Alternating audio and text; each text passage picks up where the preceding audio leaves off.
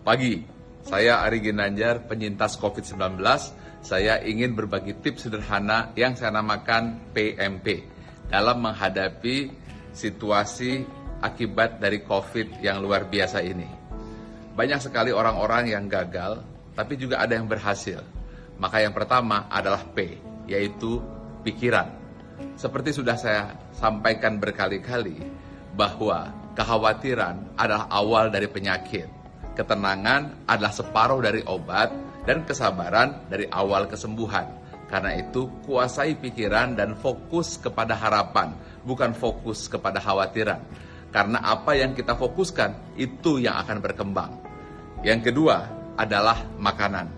Makanan adalah energi, karena ia adalah nutrisi yang bisa menggerakkan organ tubuh kita. Bayangkan, ketika pikiran negatif, lalu dia tidak makan ketika terserang COVID, maka ia tidak mampu bergerak, memanfaatkan kekuatan tubuhnya, khususnya organ-organ dirinya, supaya ia bisa survive. Nah, karena itu makanan itu adalah kunci yang harus kita jaga. Apapun yang terjadi tetap makan. Saya tahu ketika demam tentu kita tidak mau makan, itu saya alami. Kemudian mulut pun tidak bisa merasa, hidung juga tidak bisa mencium. Nah, pada saat itu mungkin kita malas makan. Ini yang berbahaya. Karena itu kita harus mau makan. Kita harus mau memberikan nutrisi agar kita punya energi sehingga nanti akhirnya menggerakkan organ-organ pada tubuh kita. Kita bisa membayangkan kan, kalau seandainya pikirannya negatif lalu tidak ada energi, ini yang membuat mereka jadi drop. Nah, yang ketiga yang penting adalah P, pernapasan. Ketika kita terkena COVID, kita akan tersengal-sengal. Mengapa? Karena paru-paru kita terjadi inflamasi atau peradangan. Dan ketika di ronsen itu yang putih-putih itu.